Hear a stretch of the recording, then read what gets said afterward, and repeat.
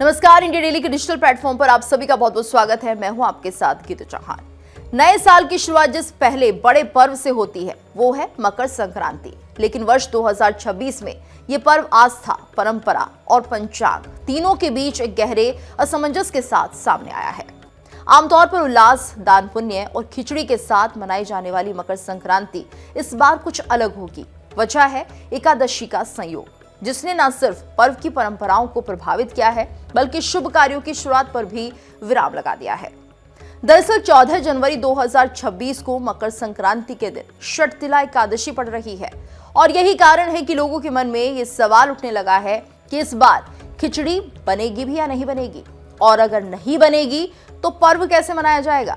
श्री बुद्धि वल्लभ पंचाग के संपादक आचार्य पवन पाठक के अनुसार 14 जनवरी को सूर्यदेव दोपहर 3:07 पर धनु राशि से निकलकर मकर राशि में प्रवेश करेंगे।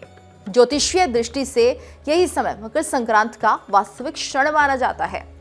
लेकिन इसी दिन षटतिला एकादशी भी है और ये सुबह 3:18 से शुरू होकर शाम 5:53 तक रहेगी। तो एकादशी पर चावल का सेवन और दान वर्जित माना जाता है। ऐसे में चावल से बनने वाली खिचड़ी इस दिन नहीं बनाई जा सकेगी और यही कारण है कि कई लोग खिचड़ी अगले दिन यानी 15 जनवरी को बनाने की बात कर रहे हैं, जबकि कुछ लोग बिना खिचड़ी के ही मकर संक्रांति मनाने का मन बना रहे हैं। वहीं आपको बता दें कि यहाँ पर आचार्य पवन पाठक के अनुसार ऐसा दुर्लभ संयोग पूरे 19 वर्षों के बाद बन रहा है, जब मकर संक्रांति और षटतिला एकादशी एक ही दिन पड़ रही है। तो परंपरा क्या कहती है वो भी हम समझते हैं। परंपरा के अनुसार मकर संक्रांति पर खिचड़ी बनाना और दान करना बेहद शुभ माना जाता है। लेकिन इस बार एकादशी होने के कारण चावल से बनी सामग्री का प्रयोग नहीं किया जाएगा।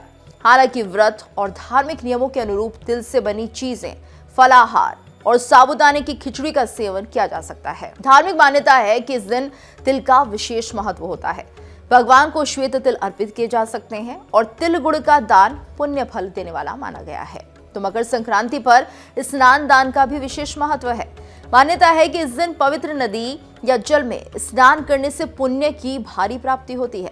तो कंबल, घी, तिल, वस्त्र और अन्न का दान करने से जीवन में सुख समृद्धि आती है।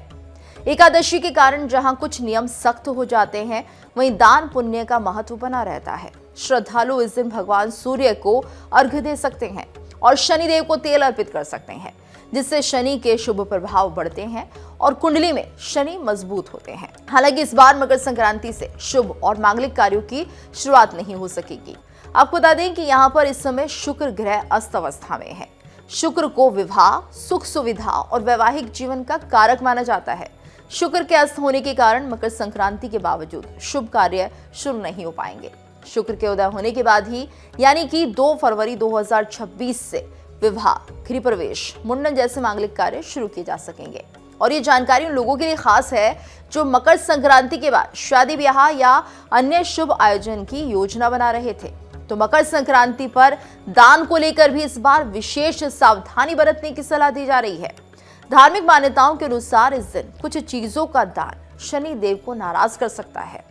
तो मकर संक्रांति के दिन तेल का दान नहीं करना चाहिए, क्योंकि इससे शनि के अशुभ प्रभाव बढ़ सकते हैं और ऐसा माना जाता है कि इससे सेहत संबंधी समस्याएं, रिश्तों में खटास और मानसिक अशांति उत्पन्न हो सकती है। और इसी तरह लोहे से बनी वस्तुओं का दान भी इस दिन वर्जित बताया गया है, क्योंकि इससे घर परिवार में कलह बढ़ने की आशंका रहती है।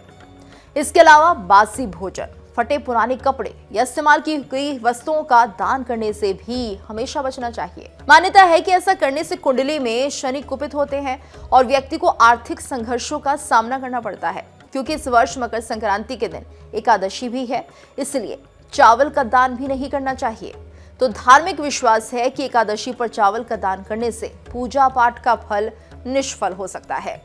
वहीं दूसरी ओर मकर संक्रांति पर तिल, गुड़, अन्न, वस्त्र, घी, तेल और तांबे के बर्तनों का दान शुभ माना गया है। इससे पितृदोष शांत होता है और पूर्वजों का आशीर्वाद प्राप्त होता है। विशेष रूप से तिल और गुड़ का दान इस पर्व की आत्मा माना जाता है, जो नकारात्मक ऊर्जा को दूर कर जीवन में सकारात्मकता लाता है।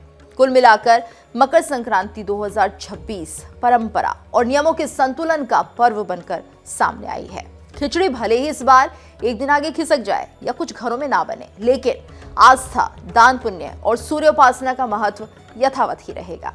और वहीं तिथि को लेकर भी असमंजस जरूर है, लेकिन ज्योतिष आचार्यों की माने तो सही नियमों और श्रद्धा के साथ मनाया गया पर्व ही वास्तविक पुण्य प्रदान करता है। और ऐसे में मकर संक्रांति 2026 लोगों को एक बार फिर ये सिखा रही है कि पर्व केवल परंपराओं से नहीं बल्कि विवेक और श्रद्धा से भी मनाए जाते हैं।